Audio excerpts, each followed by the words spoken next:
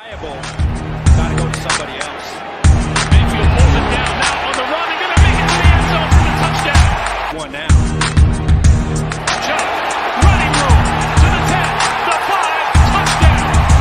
Third down, Hunt breaks a tackle and he's got a first down. Here's still on his feet. Kareem Hunt breaks it towards the end zone and he's in. This one out of your hands quickly. Third and goal. To the end zone. It's caught. Welcome, everybody, to the Den of the DAWGS Podcast. I am your co-host, Clarence Wilson. And with me, as always, my main man, Double R, Ruben Rodriguez. Ruben, what's shaking, bro? Going down, man. What's happening, Clarence? Another day, another dollar, as they say. Not enough dollars. No, not enough for me either. We're getting ready for the Browns season. And I guess NFL season starting this week with all the rookies coming into their prospective camps. Ours starts Friday, I believe. Yep, Friday through Sunday. So we'll see. It's good to be back at it, man. It's a long off season, especially when there's much to do around here. Yeah, man. We I guess right before the rookies get in town, though, we'll find out who we're playing because the schedule pops out Thursday. Thursday the 12th, and there's a lot of rumors who's out there. People don't want to know what the schedule is. They'd rather not for other reasons, but there's going to be a lot of leaks out there. The closer it gets to Thursday, we're going to probably know most of the games that they're going to play. Somebody's going to leak it out there because they just want to. It happens every year anyways, but it's interesting to see who they start off with. We're hearing rumors about the Steelers being the first game and playing a Christmas game against Brady. But that's all in good fun. It's all speculation. It's all bull anyways. It's just for conversation. But we'll see what happens. I'm interested to see if Buffalo could be the team they open with, and if it's going to be a Sunday or Monday. But it's interesting. I heard not week 1, but week 2 they have two and Monday Night Football games already scheduled. So yeah, that's interesting to see what the other teams in our league, what their schedule looks like. Yep. Like I texted in our text chat. We know for sure that they will be playing 6 games total versus any combination of the Steelers, Ravens, and Bengals, and they're going to play some other teams too. Yeah, and I read somewhere I think there's 17 of them. Yeah, 17 of them. Yes. Yeah. As far as I know, there's 3 preseason games still. I don't know if they got back to the 4-game format yet or not, but we know they're playing 20. That's right. Yeah, that's right. So yeah, it's a little quiet right now in Brownstown as far as football news goes. Yeah. Nothing has changed at the quarterback situation for either of our quarterbacks. Although there was the news that came out that all these cases could be pushed back until next year. Yeah.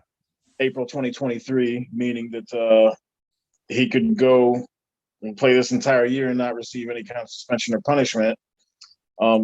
Personally, I'd rather them get it out of the way. Get it out of the way sooner than later. Yes, well, Goodell's got the final say as to how long the punishment is. He's not the one making the decision. He's got an independent person doing that aspect of it. But when it comes down to the actual punishment himself, he's the one that has the final say. Interesting. He also said he wasn't putting him on the commissioner's exempt list either, so he's not going to go that route. Yeah. Again, it remains to be seen. It's a long, arduous. It's a long process. It's a process that me personally, I wish they wouldn't have had to go through. But it is what it is. What are you going to do? They've already helped alienate a fan base. Regardless of what anybody says, there are people pro, people con. There's people pro, people con. The guy that was here, it's just par for the course, man. If it's not Browns football, if we don't have drama, so it isn't. It's just a waiting game. You could speculate all you want to that Trevor Bauer's issue he had in baseball with the Dodgers. How much is that going to factor into any decisions that are made? Again, the decision Goodell makes, I don't want to lessen, any responsibilities here, but the decision the woman has to make, who is the independent, I don't want to say negotiator, that's not a good word, but the person that's actually going to make that decision, how much is she going to look into the baseball thing and the Bauer situation as part of her decision making? Is it going to matter? Is she just going to throw that under the rug and say it's a different sport? They do things differently than we do. Who knows? I personally think that she's going to take that into consideration. If that's the case, then Goodell's got a pretty massive decision on his hands. He's got to weigh out whether it's better for the league to have a man that can bring money into the league sit out, or do what a lot of fans think this is the right thing and lower the boom on him. Who knows? At this point, we're speculating. We're just throwing crap out there to see if it'll stick to the wall. And again, it's a long. The Browns may get away with it this year. They may get away where he's in camp. He's on there doing the workouts, voluntary workouts. Kareem Hunt's there with him. Receivers and tight ends are there. So they're just going, status quo is business as usual for now. And I guess, you can't blame them. I mean, there's nothing concrete yet. So you may as well just go with the flow. Pretty much. There's nothing that can be done about it, except we have to sit here and wait like everyone else to kind of figure out what is going to happen. As I said, I would rather them get whatever kind of suspension out of the way now, so going forward we know exactly where we stand at. Instead, and I think the kid does too. I think he does too. I think he more than anybody. One thing we're forgetting here is, whether he did or he didn't, right or wrong, whatever, the kid's got to. He needs to know what's going to happen with him too. I mean, and he probably would like to take care of this sooner than later, whatever happens. And that's one thing we're forgetting here. We're talking about him, but however you feel about him, but this is something that he wishes he was never involved in. Absolutely. I think at this point, from everything that's been said, he's not gonna settle. Yeah. But I have this feeling that something is going to have to give, and he might end up settling, and just to get this out of the way. And quite honestly, like I would, as I was saying, I would prefer him to do it. I'm sure he does too, but I just want the clouds that are hanging over this franchise right now to be swept away, because there's two of them, and they both involve our quarterback. So we're at a weird time period now, because I always thought when, at least me personally, when the Browns got the quarterback that they've been searching for since '99, that, everything would be rosy. I'd be happy. The fan base would be happy. And I thought we were there. I thought we were there in 2018. I was like, man, we're there. And then, we had a few up and down seasons. But they decided to make a move and bring in DW, Mr. Watson, who had an awesome season last time he played, but with the cloud hanging over him, it seems like it's just hanging over the entire franchise. Right. It had to, and as you mentioned, it had to be one of the most awesome 4-12 seasons I've ever seen. I mean, the kid almost 5,000 yards, but bottom line, 4-12. Yeah. I don't care what they say. The people around him, well, he threw for 5,000. Yeah, it was garbage time yards count too, I guess. Yeah. But I mean,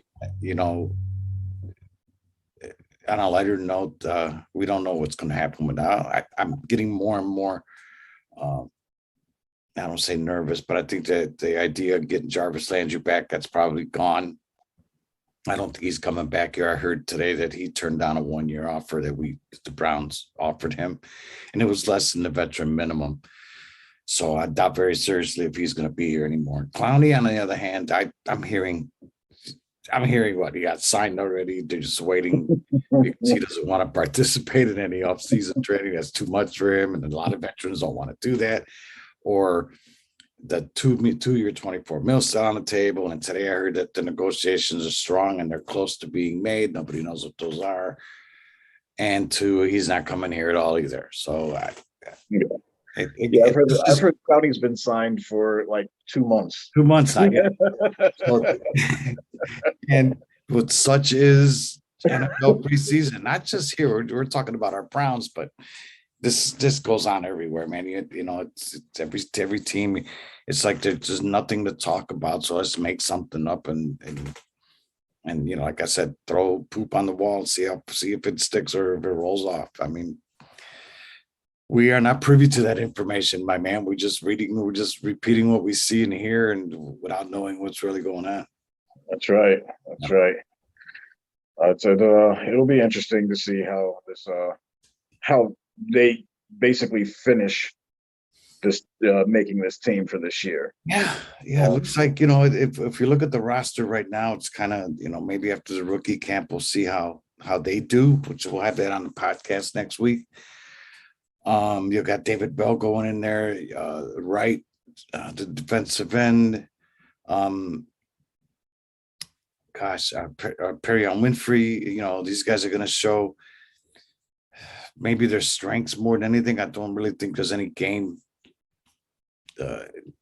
situations they'll be in the rookie minicamp, but at least they'll get out there, man. They'll get a taste of what's going on. We'll get a feel for what it's going to be like. And then add that to the current roster. We have one person out there. I forgot about that Winovich kid that we got training. I was looking for linebackers, and I was so focused on what they were going to draft that I forgot about that kid who in 2020 was one of the best pass rushers out there. So we may have gotten him for next to nothing, and that's going to be a great pickup for us at the linebacker position. I totally forgot about this kid, and I don't know why, but like I said, your mind's on all kinds of other stuff going around. But he's going to be interesting. I don't know if he'll show up he's not a rookie, but a lot of these veterans, when they get traded to or signed up to these new teams, they like to show up anyways. Then it's welcome. The coaches welcome players like that show up, especially when not supposed to. So we'll see, man. It starts Friday. I think I call it the new season because that's when they don't put pads on, but they're on the field. Mm-hmm. We get to see what these kids look like. Yeah, they be good for the rookies to get out here, get acclimated with the and staff, and then a little under 2 weeks later, first set of OTAs start. First set of OTAs. Yep. You have to make 24th through the 26th. Yep. And these aren't. I don't believe these are mandatory either.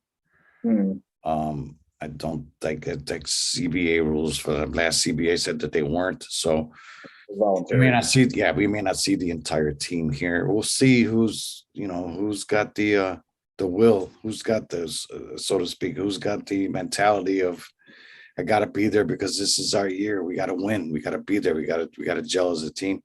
We'll see who shows up. I think the majority of them will. I know who won't be there, but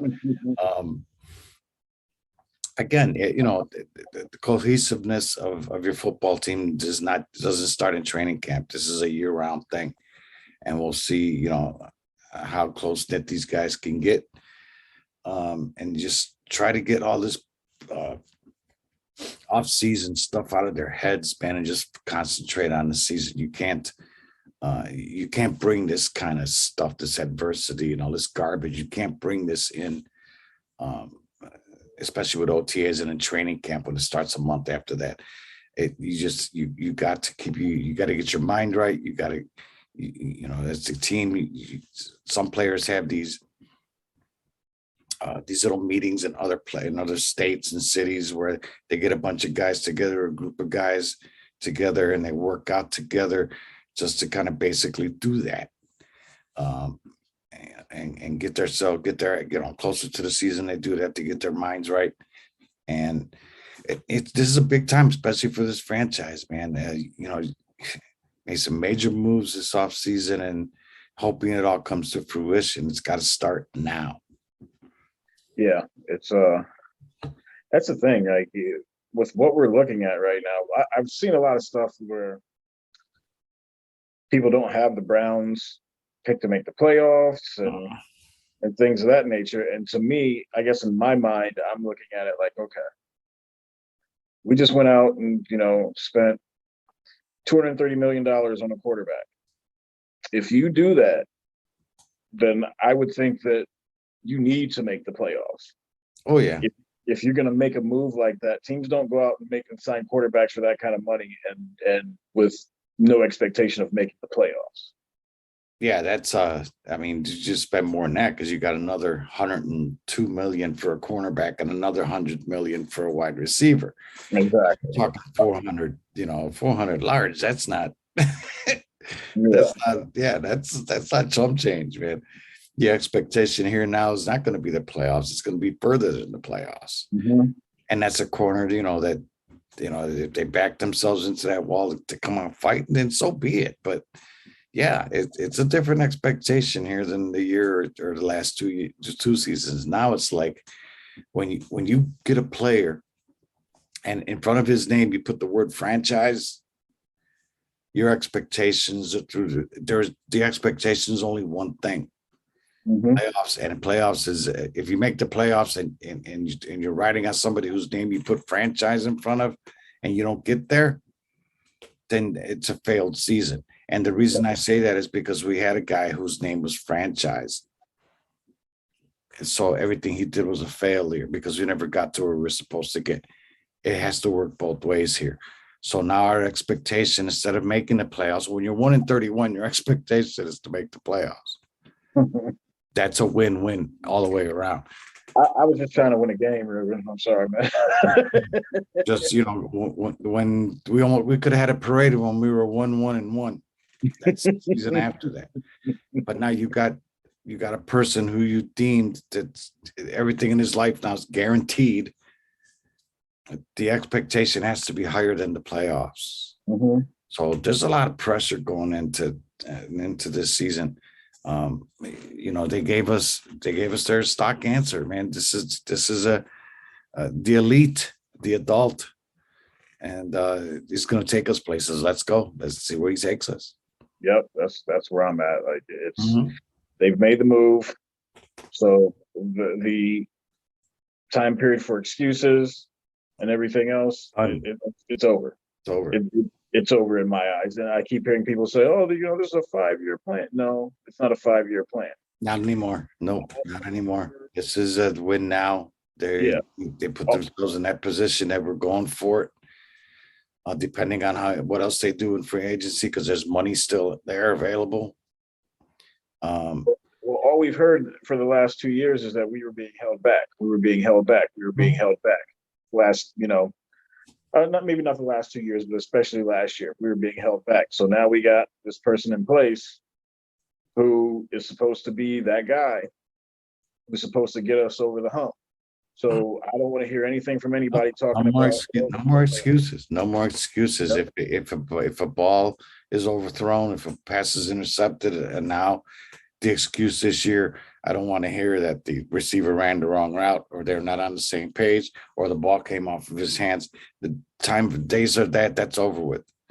Mm-hmm.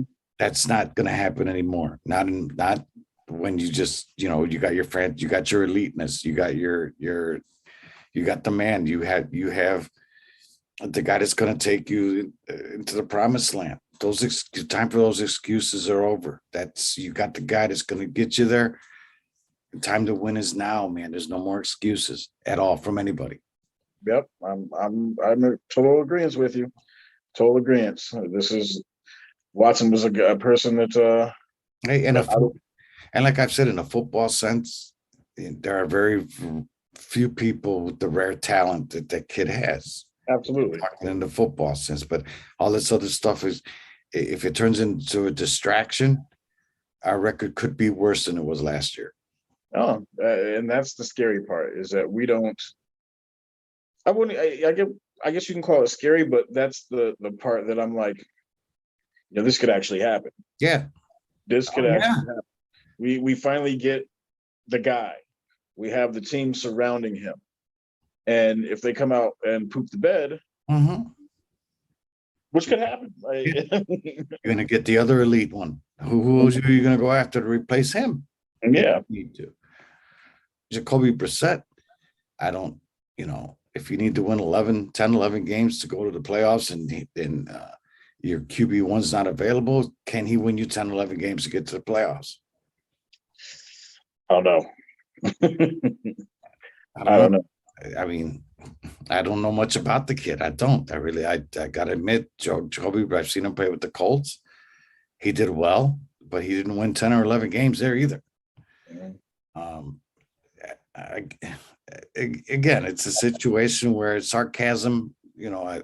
Some people say I'm very sarcastic, and I could be at times.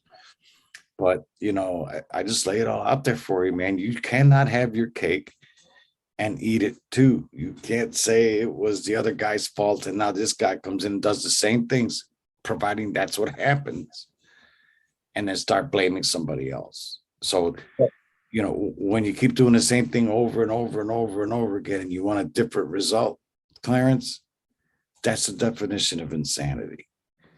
So if this thing keeps going and keeps going and keeps snowballing and it keeps rolling downhill, and we end up like last year or worse, then we're just nuts for thinking anything else is going to happen or it's going to change into something different.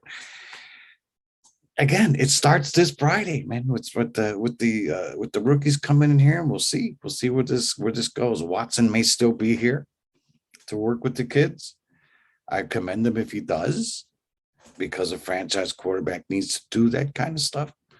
He needs to be visible, to be there for his teammates, and we'll see what happens, man.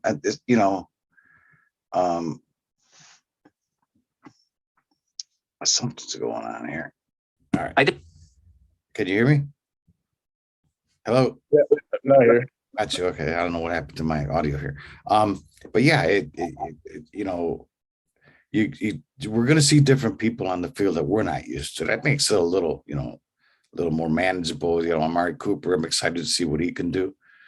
On defensive, I said Winovich, the kicker, the new kid. They got Cade York from LSU. He's going to be interesting to watch.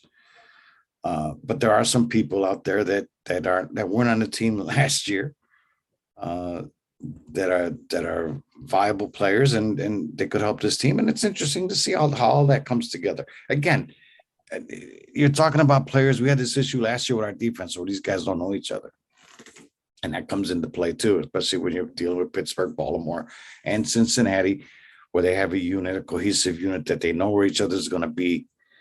That could be an issue here early. So that's why you want to, get into camp as early as you can and just gel and with your teammates.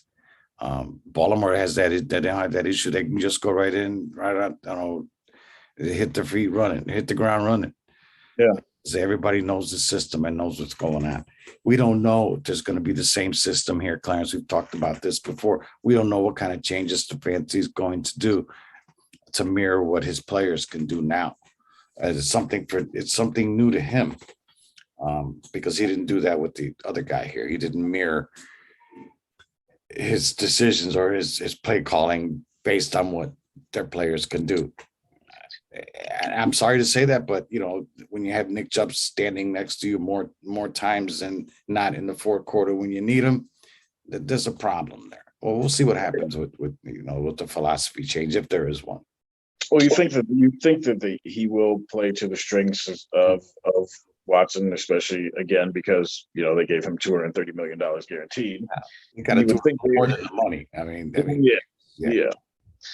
You would think they would do that, but I guess one of my concerns is the defense right now with the holes. There's still those holes. Some of those same holes that we kind of discussed previously are still kind of there. We're hoping that the rookies can kind of fill in these holes and these gaps that are there. At the end, if Clowney doesn't come back, but could we be in a similar situation with the defense as far as guys knowing where they're supposed to be at and when they're supposed to be there with the turnovers? Yeah, well, I think in contrast to the offense, Clarence, I think it's a little bit different situation because Joe Woods has the majority of his players back.